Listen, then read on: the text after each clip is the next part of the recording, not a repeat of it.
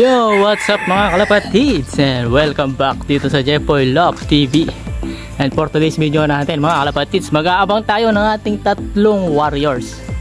So yun nga, 6 proper training ng ating mga ibon sa ating SFPC Club. And then tayo pangatlong sakay pa lang ngayon dahil nga nag-skip tayo ng mga trainings. At bali tatlo yung ating mga warriors, si 01, 02 and then si 03 natin. At release point naman natin mga kalapatids is Moncada, Tarlac. At distance naman natin doon is 93 kilometers. At nirelease yung mga warriors natin ng 6:45 AM. At padatingan ng ating mga ibon 8:10 sa speed na 11. Yan, time check tayo mga kalapatids, 8:09. Anytime soon maaari dumating na yung mga warriors natin. At lagay naman ng panahon, eto mga kalapatids, napakaganda. So sana maging maganda rin yung pauwi natin sa ating training. So tara, samahan nyo akong magabang mga kalapatids. Eto, may isang warriors na tayo mga kalapatids. Checkered, nauna yung YB or si 01. Tingnan natin. Dumapo pa dun sa taas. Si 01 siguro to mga kalapatids. Baba na boy. Yan. Yun. Yung YB mga kalapatids nauna. Check up natin. Nauna yung anak ni Palawi at ni Big Boy. Naunahan niya yung mga kuya niya mga kalapatids. Papasukin na natin kaagad. Alright, may isa na tayo. So dumating yung ibon natin ng 8:17. So medyo matagal. Yun. So medyo matagal siya mga kalapatids. So sprintan yung laban natin at medyo mabagal itong mga ibon natin. Nasa 1,000 na lang yung speedan nila. 11 plus or I mean 1,000 plus yung kanyang speed. So naunahan niya yung ating dalawa pang warriors na inaasahan natin na mabilis. So napakaganda naman ng panahon mga kalapatids. Ito maayos yung langit, kulay blue na blue. At ito yung mga ibang mga warriors na nagdadaanan dito banda. So mukhang nahirapan yung ating mga ibon at hanggang ngayon wala pa. So nasa 11 below na nga yung speedan natin. So sprint yung laro natin. So sana bumilis pa yung mga ibon natin. So abang-abangan pa natin yung dalawa mga kalapatids. At heto, may pangalawa na tayo mga kalapatids. Sino kaya to? Yun, diretso. Si 03, si 02. Jose Torres mga kalapatids. Ayun, diretso kaagad. Yan, time check tayo. 8:19. So 2 minutes yung interval nila. So di rin nagkakalayo yung speed, 1,000 plus. Kaya na lang natin siya. So galing sila dun sa likuran mga kalapatids, mukhang nahatak. Eto, may isa pa. Eto, sa atin na siguro to, si 01. Ayun. Ay, lumampas. Hindi sa atin. So halos galing doon mga kalapatids sa likuran yung ating mga warriors. Mukhang nahatak sa mga bandang Lubao. Mga ibon ng Lubao mga kalapatids. So sana dumating na rin si 01. So siya yung inaasahan natin na mauuna. Ngayon siya yung nahuli. So yung mga nakaraang araw, so bali na-load din sila mga kalapatids. At hindi lang natin na videohan dahil nga may trabaho tayo. So hindi natin alam kung ano yung oras ng kanilang pagdating. Ito yung mahirap lang, hindi natin mababantayan sa training. Pero sana naman maging maganda yung kanilang kondisyon bago dumating yung ating first lap super sprint race. So bali sa next week first lap na natin, August 16 yung ating loading, and then August 17 naman yung release ng ating mga warriors first lap super sprint race. So ayan, abang-abangan pa natin si 01 mga kalapatids. So nandito na si 01 mga kalapatid. Abangan natin. Ayaw. Ang tagal niyang dumating. Nasa 900 na lang yung speedan niya mga kalapatid. Ang bagal ng ating speed bird. Ito yun. Paikot-ikot pa. Diretso na boy. Yan. Tara, check upin natin mga kalapatids. Hindi man siya napagod mga kalapatids. Ayan. Hindi man siya nangangalgal. Ito, mailap itong ibon natin na to. Simula nung nahuli siya, umilap. Ayan, diretso. So ayan, kompleto na yung mga SFPC Warrior natin. Yung ating mga panlaban sa super sprint race. Pero yung mga warriors natin super bagal. Ayan. So yung highest speed mga kalapatid is 1-2 plus. Yung first clocker, possible lap winner. At heto na yung sa atin kumpleto na. At meron din tayong magandang balita at masamang balita pala mga kalapatids dito sa ating mga ibon. So magandang balita, heto yung ating MacArthur Warrior. Ayan. So talagang masiglang na siya mga kalapatids. Sumasabay na siya sa ronda. So hinayaan natin siya dito sa ating malaking flyer slope. At ang masamang balita naman natin yung ating BBC Warrior, yung ating pang south naman namatay mga kalapatids. So nakita ko na lang mahina na siya. So possible adeno yung nakadali sa kanya.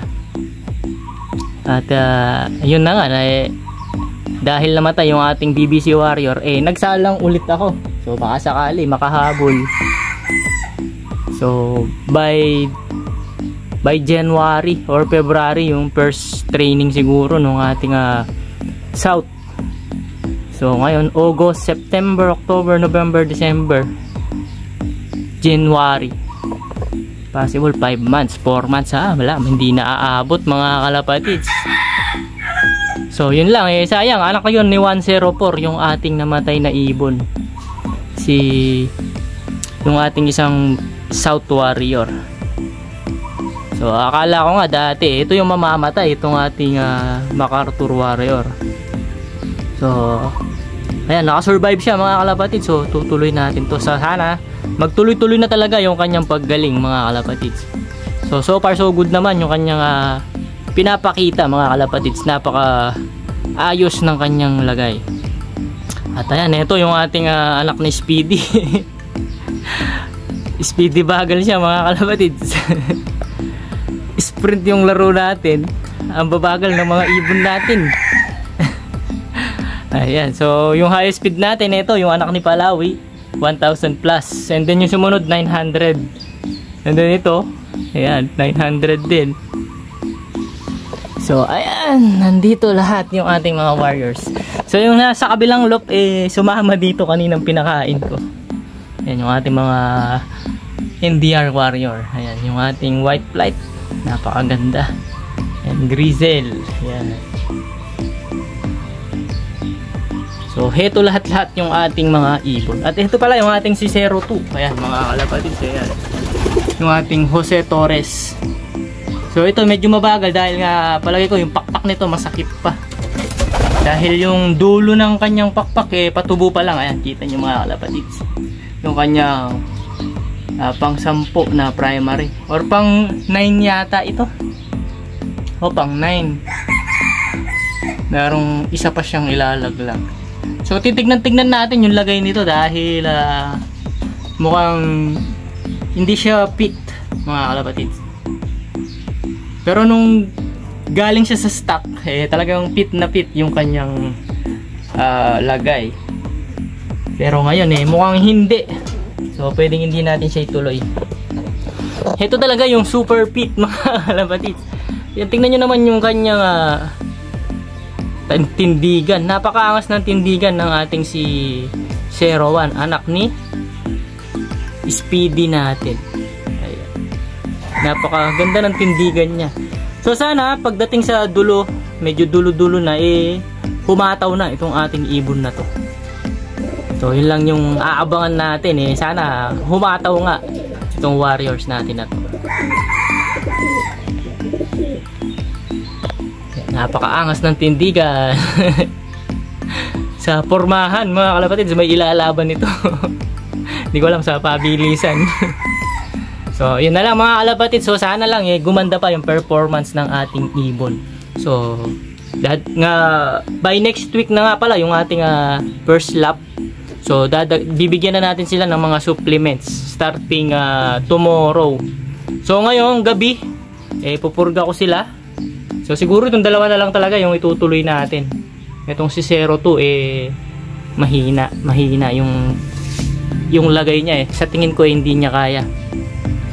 Ito yung itutuloy natin. Ito napakakisig. Maganda yung kondisyon niya. At hetong isa. So babatakin natin yung kanyang kondisyon. So ayan. So ngayon by mamayang gabi nga pala, starting mamayang gabi purga na sila, and then Monday paligo, and tuloy-tuloy na yung ating conditioning sa kanila. So ayan, bago tayo magtapos mga kalapatids, check upin natin yung ating sinalang na mga breeder. So ayan, ito bali pinalitan ko yung pares ni 104 natin. So ito yung pairing na to is champion to champion mga kalapatids. Yung ating champion ng NDR. Ito yung ating si Amaya Gold. Yan, BBC champion. 80 overall and YB Patibayan. Open Patibayan winner and Triple Crown winner. At ano pa ba yung isa niya? Auction yata yung kanyang pinanalo mga kalapatids. And then si 104 naman natin yan, third overall champion sa pan race. And then 41 overall sa derby. At multiple pooling winner. Ayan. So champion to champion pairing. So sana maglabas din sila ng champion mga kapatids. So bali 4 yung sinalang natin. Dito naman yung ating Bastin Japan cross sa ating Jansen. Ayan. So medyo maliwanag lang kung hindi ko lang alam kung kita sila. So heto magandang pairing din ito. Si Big Boy Senior yung ating Jansen, and then yung ating Japan.